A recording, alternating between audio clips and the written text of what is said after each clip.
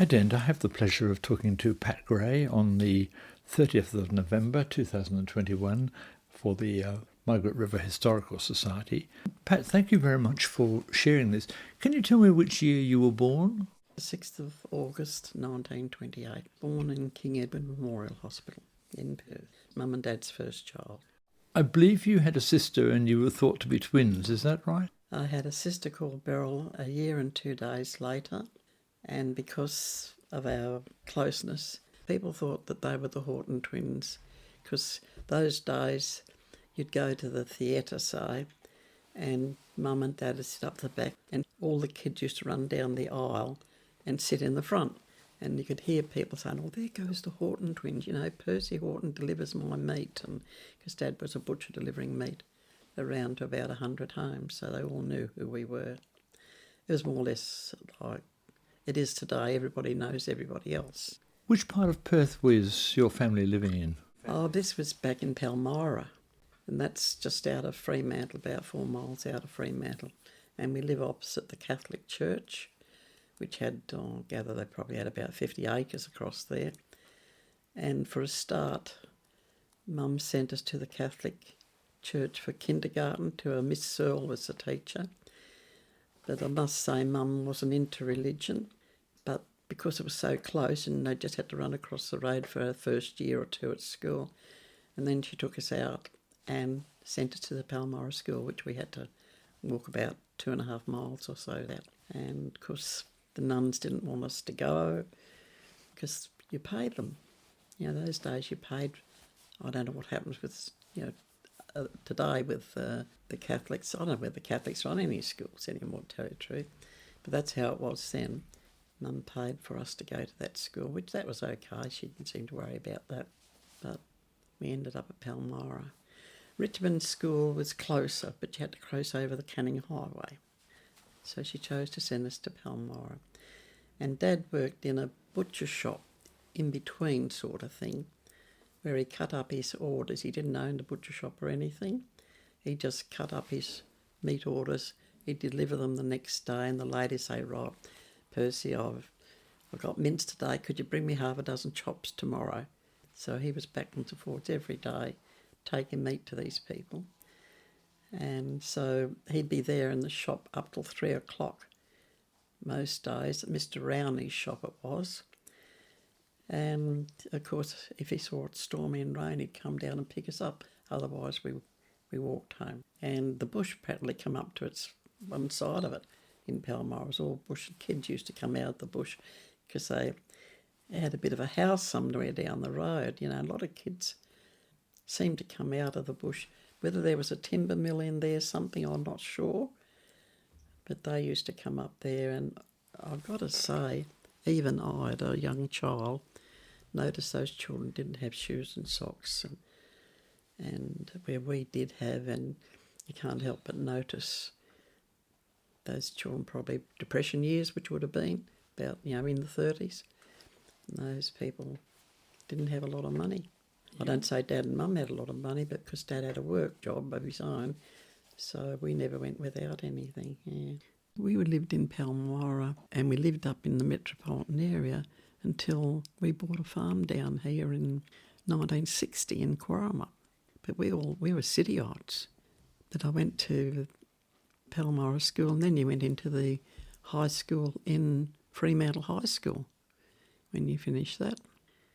And all good, averagey. I was not too bad at school, and I enjoyed every minute, because back in those days I'd had diphtheria very badly when I was about 5 or 6.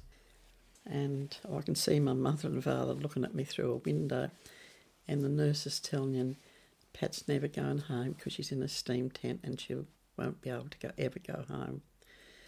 And they had my sister in there not long after in one part of the ward, and I'm down this end of the ward with a steam tent, and we could see each other, and she would have been 5 and I was 6, but never got to speak to her often. We just looked at each other. And then I'd see Mum and Dad at the window. Mum would get Dad to run her up as soon as he finished work, because she had to see us. And when they start saying I was never going to go home, I can't imagine how upsetting it was for her. But I did, and I got pneumonia. I ended up in Fremantle Hospital straight away for a few weeks. And that's how it is. But I survived diphtheria when it was sort of epidemic back in about that time, and a lot of young people died. But anyway, that was that. Dancing was good for you, wasn't it? Oh, I love dancing, yeah. You get taught dancing at high school, the basics of the Pride of Erin and the Waltz Oxford and all that sort of thing. And the boys' school next door and the girls, and then they'd have like a ball night, and we all had to learn to dance with each other. But then when I was left school, and I was offered a job with J&W Bateman, who were a hardware firm in Fremantle, and very good, because I became their buyer for all the Norwest stations. I could tell you every Norwest station up in the Norwest that I bought this for and that for, because we didn't provide it out of our own stock. So very interesting job. And then Mr. Mackenzie was the shipping clerk back then. He was 83, but he stayed on because of the war. And he really didn't have a girl Friday, I'll put it that way, to run the shipping notes down to the wharf. And the girls in the office weren't keen to do it.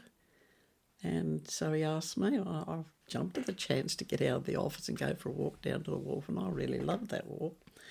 So I did that for him, and that was good, very good. Then I left there, and I don't know why I left there, but I went to Joyce Brothers as a buyer. But I wish I never had. I liked Bateman, working with the men, and the job I had was better than the one I had in Joyce Brothers, because I was dealing with Norwest stations and all down here. I remember Smith's store coming through and them ordering something. And when I went to Joyce Brothers, it wasn't the same, just buying in for them. So that was a big mistake, doing that. But I stayed there till I got married. And in those days when you got married, I went back for 3 months because nobody wanted my job, because I was doing insurance, I was doing the buying, I was doing the switchboard if I had to. And I never refused anything they wanted me to do. And they were all Plymouth Brethren men, and they were exceptionally nice. They treated you, sometimes some companies like James de Bateman, old Charlie used to be a little bit standoffish. But when you come into Joyce Brothers, they treated you like you were one of them. And they were very nice gentlemen. Yeah, I liked working there. I liked old Charlie Bateman, but he was a bit hard to get on with, that was all. And I did have a good boss in Ron Holding, and he'd been in the Navy. He'd been there as a child, as a 14-year-old. Then the war came, so he went into the Navy for 3 or 4 years. Then he came back, and what do you do with someone that's got all that maturity? So the old gentleman I was working for, Mr. Bradfell, who knew the job backwards, they put him outside, served behind the counter, and they put Ron Holding in his place, this young man. That was the decision of the heads, nothing to do with the two men. And I felt a bit sorry to see Mr. Bradfield have to finish off his days standing behind a counter, because he was a very good man. Anyway, that's about all about that. Where did you meet your husband? Well, I first saw him, we used to go to the dances at the Queen's Hall on the border of Fremantle and Bicton, and I just saw him appear there once, you know. We knew all the young men, but the war was finishing, and here's Royce turns up with a friend he'd made in Ken Smith, because Royce come home from the war, so he went in as a very young 18-year-old, and 3 or 4 years later he sort of had to fit back into that scene, because he lived in Fremantle in the police quarters. So he joined the YMCA, which had started up, and he made a friend of this Ken Smith, and Ken brought him out the dances, and gee, when I first saw him I thought, wow. And that feeling never ever left me, I'm afraid. Took me a while to get to know him, because he was too busy fitting into all the things he'd missed doing when he went into the army. And took me quite a long while took us about 6 years before we got round to getting married. And it was a good choice. And in 1951 we got engaged, And from 1951 till December 52, we spent the whole year building an asbestos shed to live in on his father's block every Sunday. So we never went out and had a lot of good time. We went to an occasional picnic, but mostly we're out there every Sunday. And he had I've still got the carpenter's book. He wasn't a builder, but we did a good job of that. So that's what we had to live in to start. And we've been coming down for holidays for Joy and George Penfold at Quarrumup. I went to school with Joy. She was Joy Kirk, and we used to go to school in Fremantle. And she married George, and we used to come down here for holidays. And Royce, one time we come there, all of a sudden George is showing Royce 3 farms that he thought would suit us. I wasn't thinking that way. I was quite happy living in Fremantle, living at Hampton Hill. Anyway, next thing is we bought a farm, didn't we? And that was out Bramley Road.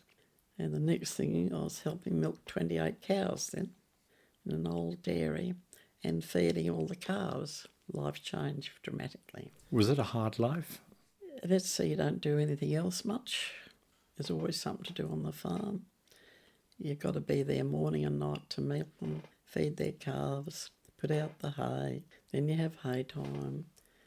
Then you got calving time, where you're up half the night sometimes pulling a calf away from a cow. The pair of us. Mostly we were pretty successful at that. I think a lot of farmers down there, from what I could see, well, the cows are on their own at night. But if we knew a cow had started to calve as we finishing milking, she was kept an eye on until she had to calve.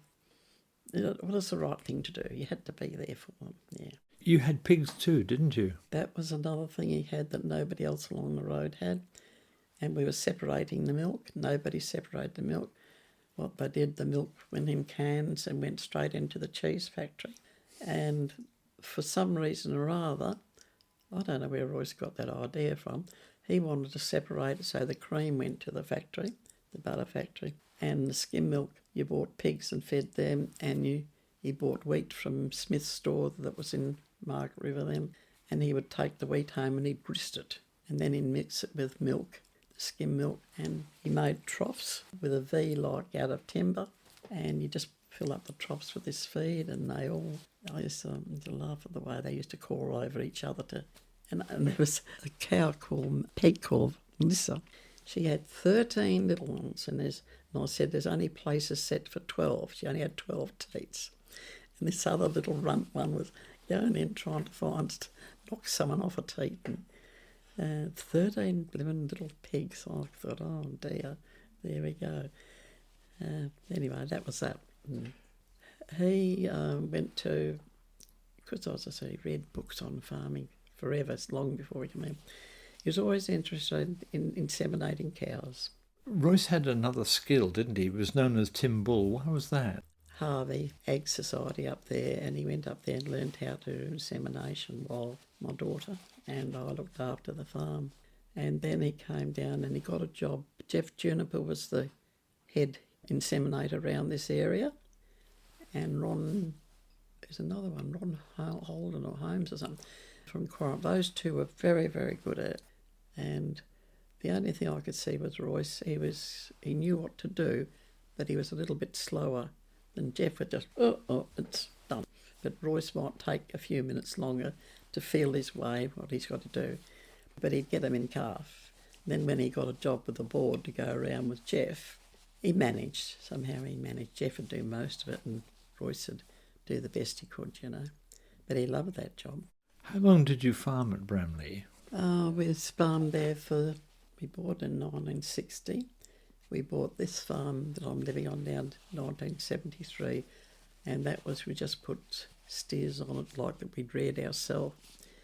And because it wasn't very cleared, he bought a little bulldozer from Perth and he started clearing that to what it is today, which is about 220 acres cleared. And he just never seemed to want to stop. He just didn't rest back and think, well, I've done enough. He just wanted to keep working. Did he work too hard? I feel that it took over his life, and it was me that ran the kids everywhere. Then if the car was available, a little bit like that. And I used to take the kids into their basketball and everything. And he never come to see them, but it was what he was. He was so interested in the farm.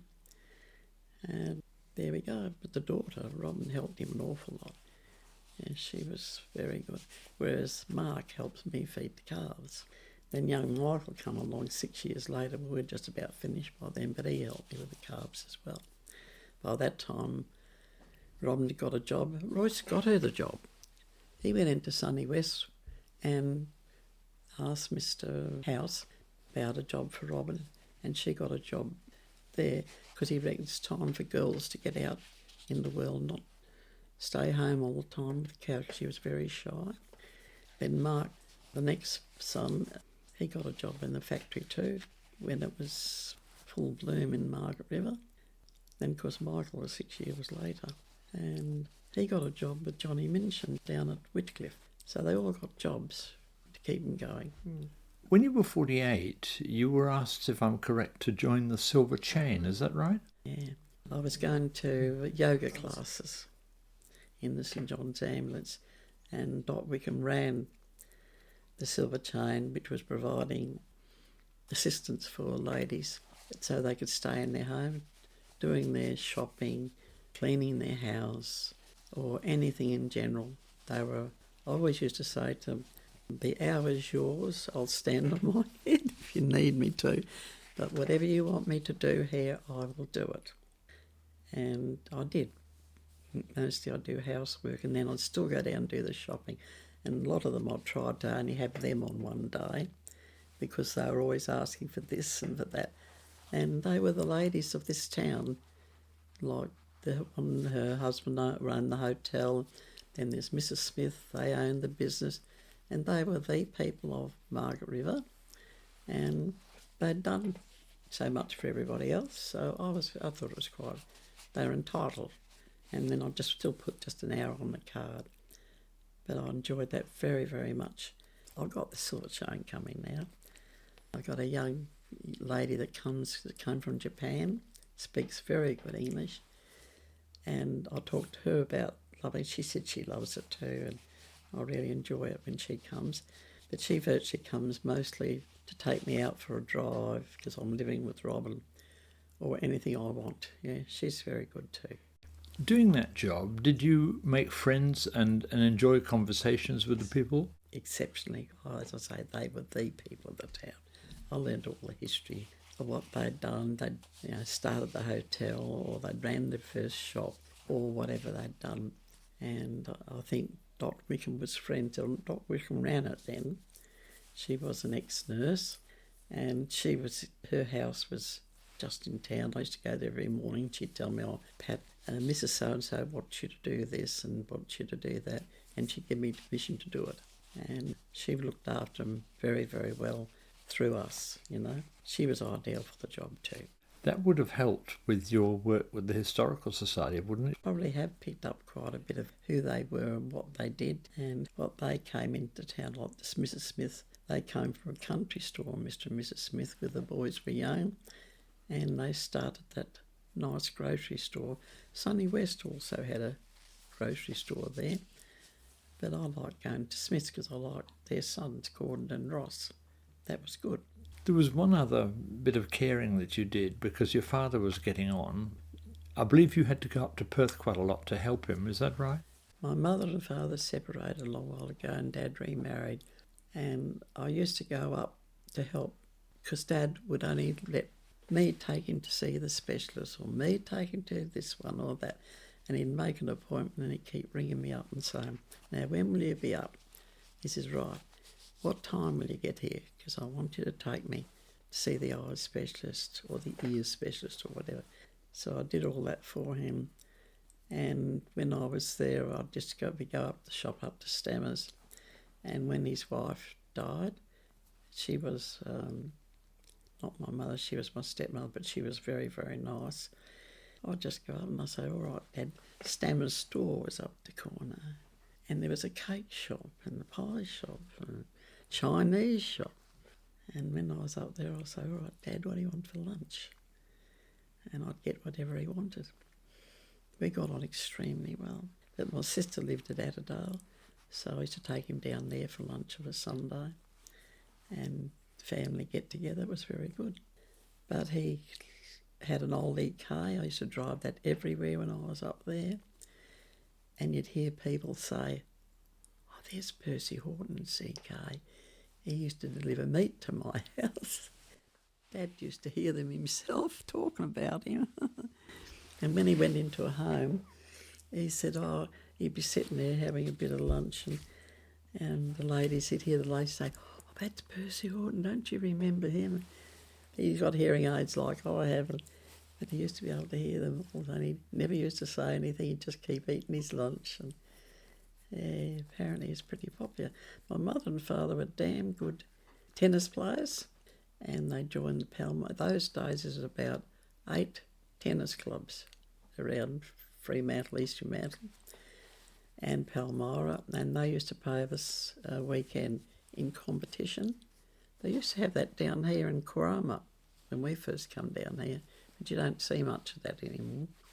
And of course we spent most of our weekends down Palmyra if they were playing there, or playing with all the other kids and getting trumpets to go down and buy a little packet of kids' lollies at the corner little shop, lots of corner little shops then that sold all these little nice things that we knew when we were going to school. But it was a good time, and they were damn good players, and there was plenty of cups. I haven't got any because Dad threw them all out. Threw them out the tip. But they lined like a thing on the wall. Where Mum and Dad had one. We used to go to their tennis dinners. Most of the time we slept out in the car, that we'd get to see the other kids for a while. And they used to play badminton as well. I never liked badminton myself, but they did. Anyway, we're going to stop talking about that.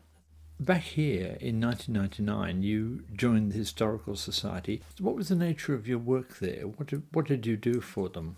Mostly I was treasurer there for the start.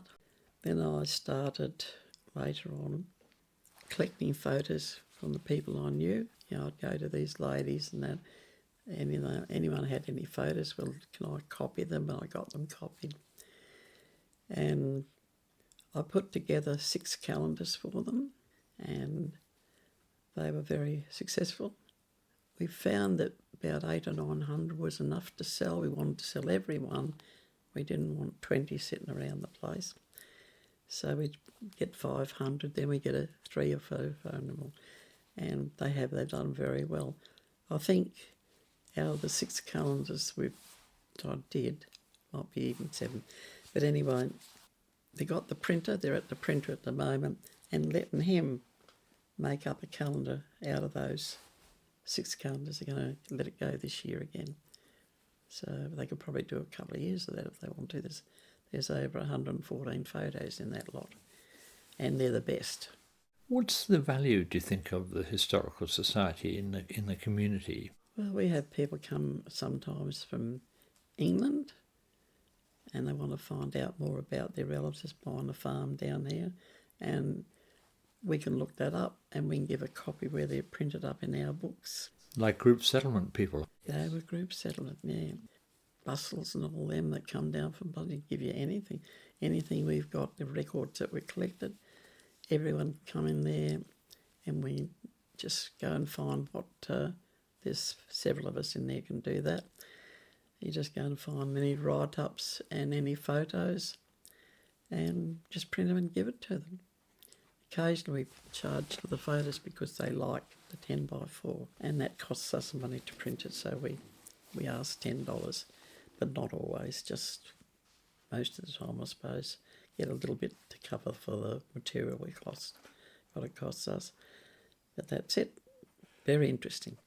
Pat, thank you very much for sharing your memories of Margaret River. Oh, that's all right. Not much on Margaret River, I suppose, but it's a bit there, yeah.